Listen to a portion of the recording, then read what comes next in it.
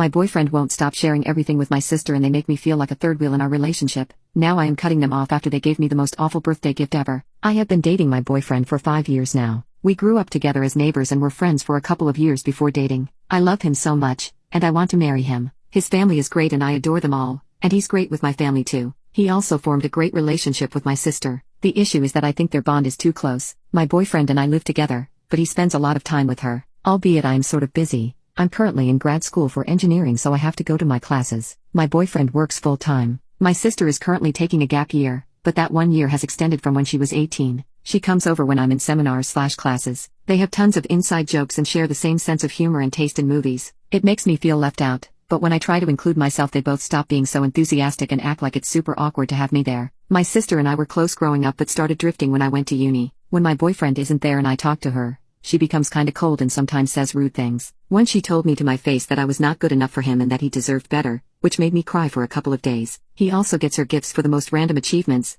like he got her a present for making it through the week even though she doesn't do anything. She isn't currently working or trying to pursue a hobby or interest, she's just taking it easy. Her own words. Don't get me wrong, I'm glad my boyfriend and my sister are friends, but my major problem is that my boyfriend tells her everything. Literally everything. He tells her things he doesn't tell me, and talks to her about me and our relationship. She knows all our issues and good parts, to a level of detail that I wouldn't even tell my closest friends or parents. She even knows the grades I got on my midterms/finals and what I think about my manager. I work part-time too, contribute to our apartment, but I also get paid for my research which goes towards our needs as well, which I feel is unnecessary for her to know since I didn't tell her myself. I asked him to step back a bit and stop telling her things about me and our relationship, but he was shocked and told me that I'm an asshole for even requesting it. Update. I went to get some nanny cams. I set up the cams in hidden spots in our bedroom and living room area in our apartment. Today happens to be my birthday and Dee, my close friend, wanted to take me for a day trip yesterday. My boyfriend agreed and said that we'd do something the next day, on my birthday. I told him I'd be out from about 8 a.m. and I'd be home by 8 or 9 p.m.,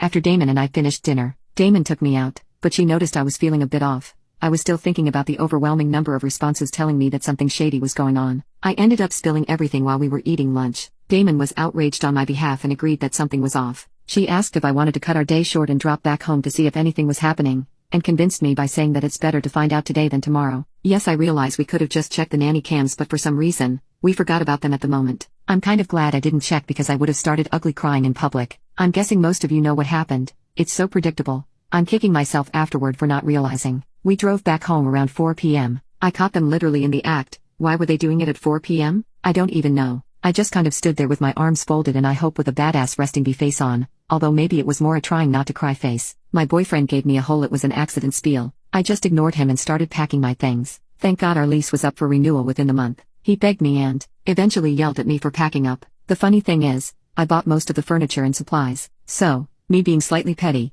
packed as much as I could. Damon helped me and we loaded everything up in her car. We left some stuff that couldn't fit, but I'll go back for that later. The whole time, my sister was sitting stoically wrapped in a robe on my couch. My poor couch. We went back to Dee's house and I had a breakdown. Dee, the angel that she is, provided me with ice cream and fuzzy blankets. My boyfriend spammed me with calls and texts, ranging from "I'm sorry, please forgive me, I love you, it was only one time" to "this wasn't my fault, you should have been home more." We decided to check the recordings, and lo and behold, it was definitely not just once. I am really sad that the sister who used to bake cupcakes and do karaoke with me could betray me this badly. My boyfriend, well, he was my first, and in hindsight, he didn't really contribute much anyway. I spent yesterday kind of rotating through being devastated, angry, and self-righteous, but today Damon pampered me all day so it wasn't so bad.